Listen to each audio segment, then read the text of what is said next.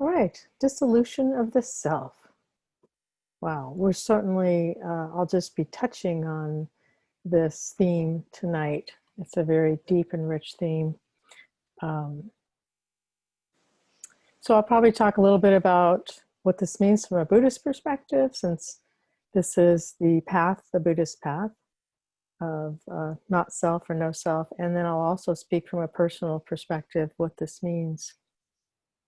So from a Buddhist perspective, when people came to ask the Buddha whether they had a self or not, or if they had an eternal spirit or soul, and what happens to this eternal spirit or soul when it dies, there are many texts in the Buddhist teachings where the Buddha would stay mute. He wouldn't answer their questions. And one time, Ananda, the Buddha's attendant, asked the Buddha, well, why aren't you answering their question or not? And the Buddha said that in thinking about these are the unknowables, the untouchable themes that people should avoid thinking about, or avoid, he's called them, when you think about them, you get caught in a thicket of views. You know, the thickets with all the picker bushes, where you can get really caught in it, and it's hard to get out, and it's painful, right? So his analogy he gave about these thicket of views as well was, if someone were to come to, if someone were to get struck by an arrow, and so they were rushed to a medical doctor who was going to pull out the arrow from it and help them heal. If the person said, stop, no, I won't let you pull this arrow out. Before you are allowed to pull it out, you have to tell me what kind of wood makes up this arrow. What tree did this arrow come from? What is the tip of the arrow? What flint is it made out of flint, or what is, who made the arrow? So before you can pull it out, I need to know who made it, who crafted it, how many years they've been crafting arrows. And so what his point is that by the time the doctor is able to answer all these questions, this person will have died from the arrow shot into them. So what the Buddha was saying is he was concerned with removing the arrow, the cause of our suffering.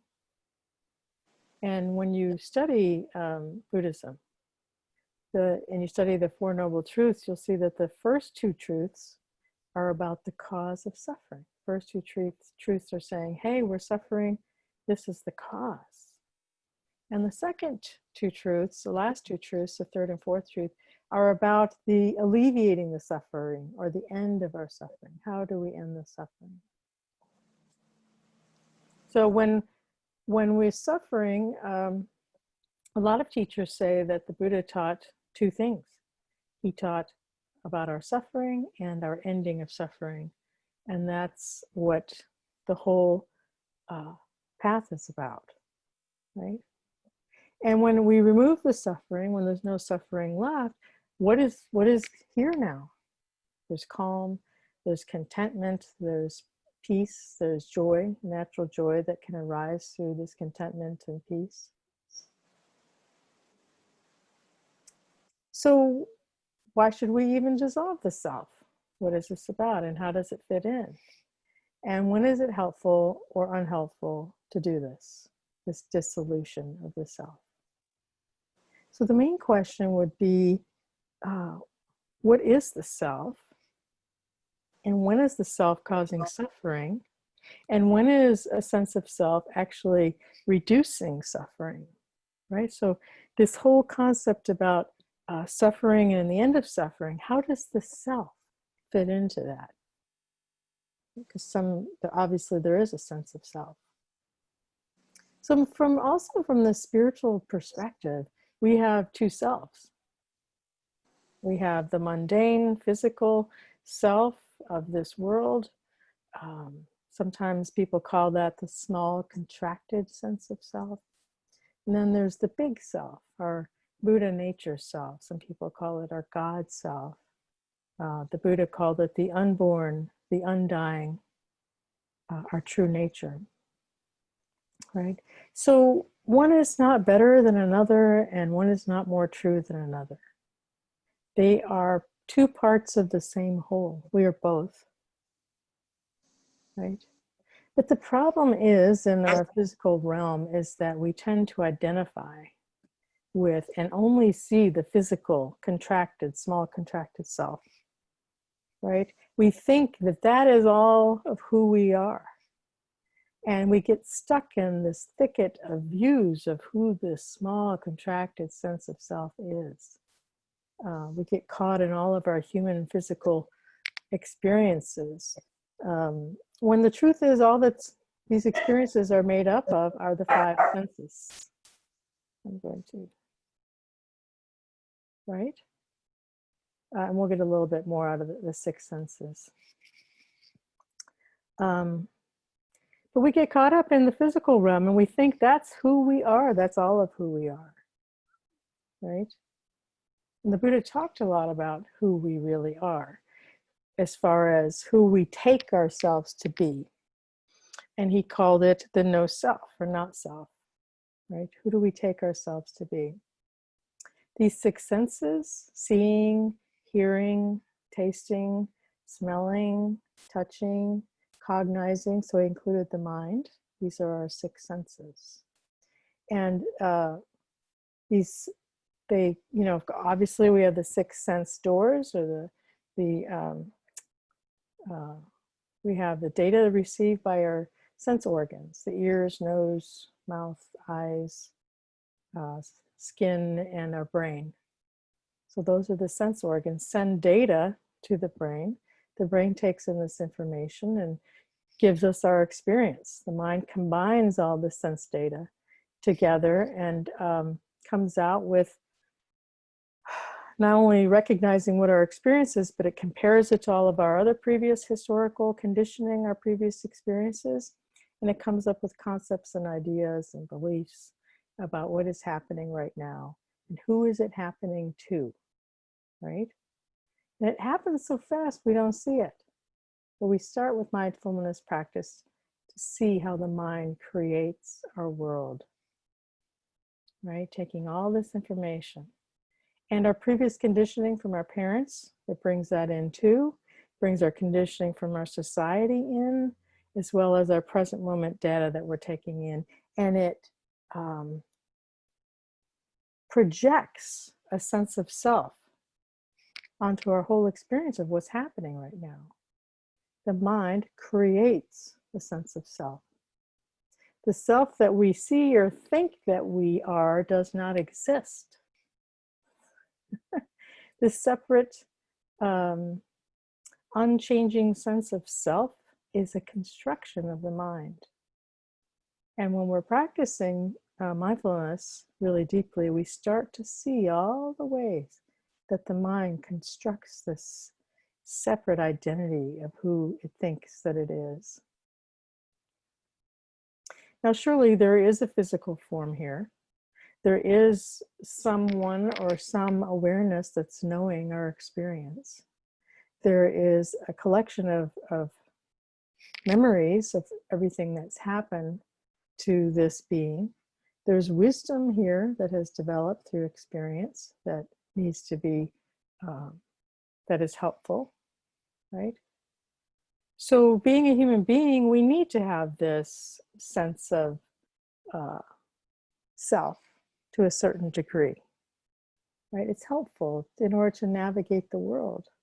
We have to be able to experience physical pain, emotional pain, to learn and to gain wisdom. So to some degree, the sense of self is helpful.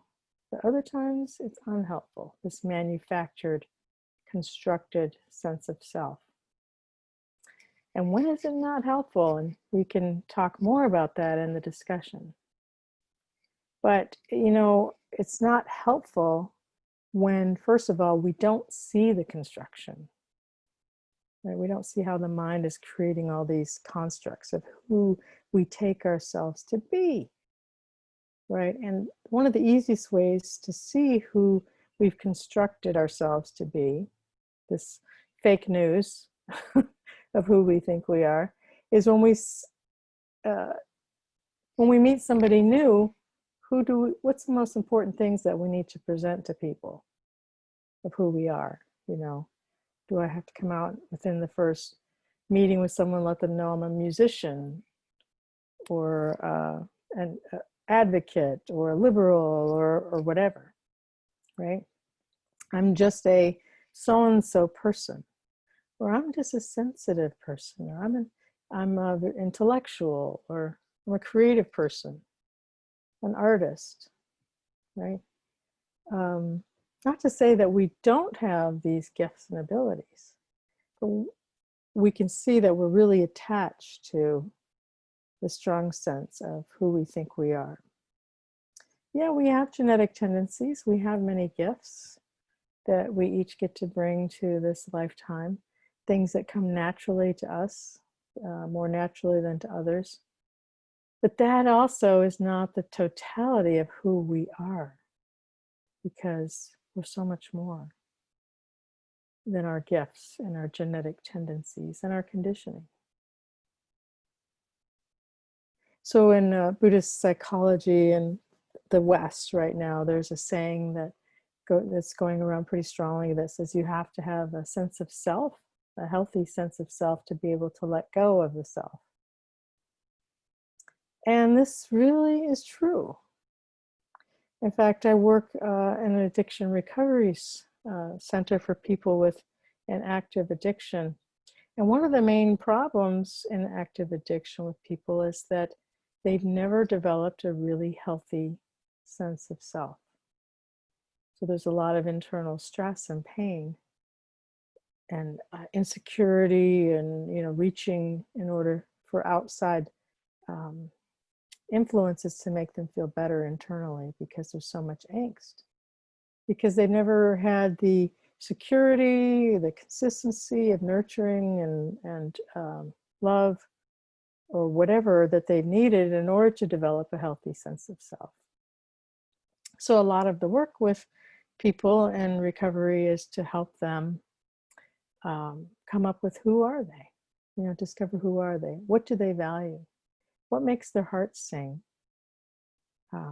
What's the most important things to them? What are their values, period? Right? What makes them suffer, and what makes them feel alive, engaged? So in this way, we have to, people have to develop a healthy sense of self, right? Before we can start letting go of the self. Why? Without a solid foundation, the foundation of who we are. So this solid foundation of the physical human sense of self is like our foundation in the building, that. And let's say that we built a house, but we didn't have a firm foundation. If we try to add more stories onto the house will crumble. It can't sustain any more stories, any more building. And in a way, our doorway to our Buddha nature, our not self nature, our other part, half of who we are, that doorway is through the sense of the smaller self, the physical self. And that's like the second story. We can't fully experience our higher nature if we don't have a firm foundation in the physical form self, idea of self. So I don't want to say that a construction of a self is an unhealthy thing. It's a very healthy thing in the physical realm. We need to do that. But how do we hold that sense of self? Right? If we don't have a healthy sense of self in the physical, mundane realm, then we try to create these constructions. We feel the insecurity, the inner angst, and so we get attached to a lot of things. Maybe physical things, maybe we're attached to going places, right? Having to constantly be busy, Maybe we get attached to certain foods or um, relationships. So we use things in the mundane realm to escape our inner angst. Yeah. So I think there's a really unhealthy thing that goes on in the spiritual realms. This idea that the self is an illusion and it doesn't exist. That, I believe, can be really dangerous. Because first of all, it's delusional. And that you take your physical self that you experience that wakes up each day and you go step in front of a bus that's going 60 miles an hour. Whatever this is will be smeared and no longer here. Right? So it's not an illusion. There is something obviously here. There's pain. If we pinched ourselves really hard, we'd feel that pain. But a lot of people adopt this concept and they deny all of their experiences with this flippant, oh, it's just an illusion anyway. This is all just an illusion. It's all just a construction. Right? But there are experiences here. This is not an illusion. If you pinch yourself, you'll actually feel that in the human realm.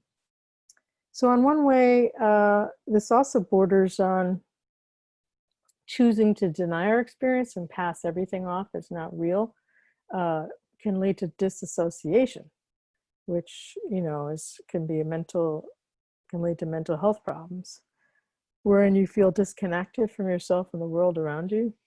Right? You start to make the world around you bad and something to be avoided, something to be disconnected from.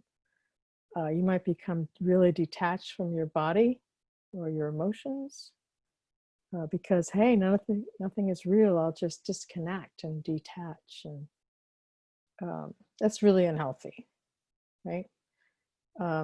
So getting identified with a strong sense of self is and being attached to all of the things constructions that have us avoid experiencing who we really are is unhealthy.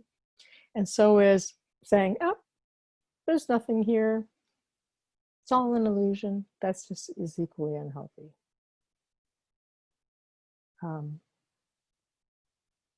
So part of creating a healthy sense of self from a psychological standpoint is in order to experience our highest nature as well as our physical form, we have to work with whatever arises with mindfulness in each moment, right? Whatever is blocking us from experiencing our true nature, both physical and spacious or energetic realm, those barriers will show up when we sit down to meditate, slowly but surely. We'll see the pain. The pain body will expose itself. Right? So we need to heal our past traumas, our misunderstandings, our delusional thinking. We'll connect with what makes us suffer. And when we're suffering, that's our guidepost, is telling us, okay, this needs to be attended to, or this needs to be let go of, right? When the body is at ease and it feels really good, like it's calm, this person here is really healthy for my body, heart, and mind because it feels at ease when I'm around this person. So we learn through our mindfulness what to approach, what to avoid, and how to take better care of ourselves, right? We'll also uncover our own values, and we'll start living a value-driven, healthy life, which nourishes our physical form, sense of self. Yeah.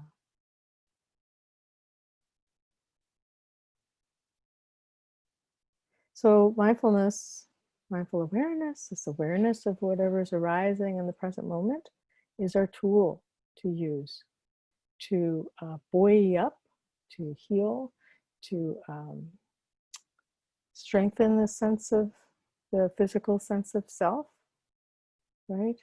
we'll see the unhealthy expressions of the self when we do that. We'll see we need to bring non-judgmental awareness to all of these constructions, who we think we are. And we'll see which constructions cause the greatest contractions in our bodies, causes the greatest pain. And we'll see which constructions are actually rooted in wisdom and in a value system that we can hold lightly and help guide us towards greater freedom. There's an expression that says, no self, no problem. I remember once I had a partner. I was a business consultant and coach, and he went and formed a business with another person, and he agreed to 50-50 split. And this person was a salesperson who was repping his artwork. And I knew that the going rate was 10-15% for an art consultant, 20 max. And he came and told me, I created this business with someone. I said, well, how much are you paying? He said 50%, and I freaked out. I was like, 50%? Geez, I'm a business consultant. I help people do these things every day, and you never contacted me? So I got really angry. And I realized, whoa, I'm very attached to my identity as a business consultant. So I saw how much contraction and pain there was in that. So there was a big, strong sense of self there, construction that I got to ease up around and start to let go of. You know, when we start doing this practice, we start to realize that we're not our bodies. We're not our feelings or perceptions or thoughts, or we're not even the consciousness itself. That all of these phenomena are arising and changing and separating and coming together, and out of all the conditions, different conditions that are coming together that create the coalescing of this moment, right? And we're not in charge of all of this. There is no construction machine that's bringing reality. We don't have control over everything that's happening, right? Who we are is that which is aware of all of these phenomena arising and passing away. Should I say that again? Who we are is that which is aware of everything arising and passing away and changing. So on one level, we do need the human form self to navigate this world, but we are not this constructed self. We're not the small, contracted self that we take ourselves to be. That is a misunderstanding, right? And anytime we start to defend and attack and get angry and get hurt, that's something that we want to bring our mindful awareness to, right? When we bring our mindful awareness to, we'll see what we're holding on to that needs to be healed, or what needs to be let go of. Maybe a really strong sense of identity, right? So we are intimately connected to this body. This is part of who we are, but that's not all that we are. We're the tendrils of energy that make up all life forms. And when we meditate regularly, we start to experience this true nature. We start to experience the nature of our interdependence with all life forms. Our own co-arising with all forms. Like, we're not arising independently of anyone or anything else. We are that which is form from the conditioned energy, changing and moving and morphing. And we're also that which is not form, which is unconditioned, which is unborn, which is undying. Right? And the attachment to the form, this misunderstanding of not understanding that that's not all of who we are, stops us from experiencing our unconditioned, unborn, undying nature, that part of ourself. So keep bringing mindfulness, practice a lot. The more you practice, the more you'll see all the ways that you construct the self. Every time you're needing to construct, create, or defend, or talk about who you think you are, you're like, whoa, there's a sense of self. I like to mentally label or note selfing when I see a strong sense of self arising. It's really important with mindfulness to see the amount of stress and suffering that these constructions cause. Because when we see the suffering that these constructions cause, we'll naturally let go of them. The mind will naturally start to let go of them. It's like if you're, you do a match and you're holding the match and the flame starts to get close to your hand, you automatically blow it out or let it go, because it's starting to burn your fingers, right? The same with when we see the suffering that these constructions are causing, the mind automatically starts to let go of them, because we don't want to get burned. We don't want to keep feeling the pain. So the more the mind tends to let go of these constructions, the lighter we become, the less contracted, we become more expansive. Awareness becomes more still. The mind becomes more still. It's not needing to constantly look for something to make it feel okay in the world, because it's starting to connect to this more spacious, true nature of who we really are. That's what we intuitively know. We intuitively know that this is not all of who we are, right? So the mind doesn't understand, doesn't have enough wisdom to know that I'm supposed to feel better. It knows I'm supposed to feel better. I'm not supposed to feel this discontent. So it's searching for things in the external world to make it feel content, when the truth is it's found only on the inside, right? Through awareness, through being aware of what's ever arising. And then the mind naturally lets go of that which causes pain and suffering, and we start to experience, drop from the contracted small sense, self becomes more spacious. We automatically start experiencing all of who we actually are, the spacious sense of the spaciousness, right? Yeah, so that's where the dissolution of the small contracted self is what will dissolve through our mindful awareness. And will also through the process help to create a healthy sense of self, because we'll see the unhealthy manifestations that no longer are serving us, and be able to see the healthy ones that are serving us. So it's quite the process. And what do we need to do? You don't need to understand one word that I've said. You don't need to go and construct a new sense of self that has no self or spacious self. All you have to do is keep practicing. Keep bringing your kind, loving awareness to each moment. Keep showing up right here, right now. Heart, body, mind. And then notice when you're having a contracted sense of self. Like right now, if you're looking at the screen, see if you can tighten your awareness on the screen. Get it really small and tight on the screen, right? And now take your awareness and let it expand out to include outside of the screen, your whole room. And still looking at the screen, experience the space around your screen, the computer. Have this spacious view of the world. Let that come in. So you can usually see when you've been really contracted and choose to expand into some spaciousness as well, right? And this solid sense construction of yourself will start to dissolve through all of this practice, and with intention. And all you have to do is keep showing up, and keep showing up. Here's Out of Hiding by Lee Jung Lee. Someone said my name in the garden while I grew smaller.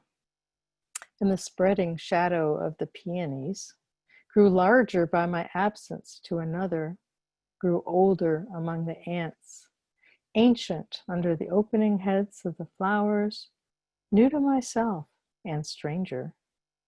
When I heard my name again, it sounded far, like the name of the child next door or a favorite cousin visiting for the summer, while the quiet seemed my true name, in a near and inaudible singing, born of hidden ground, quiet to quiet, I called back, and the birds declared my whereabouts all morning.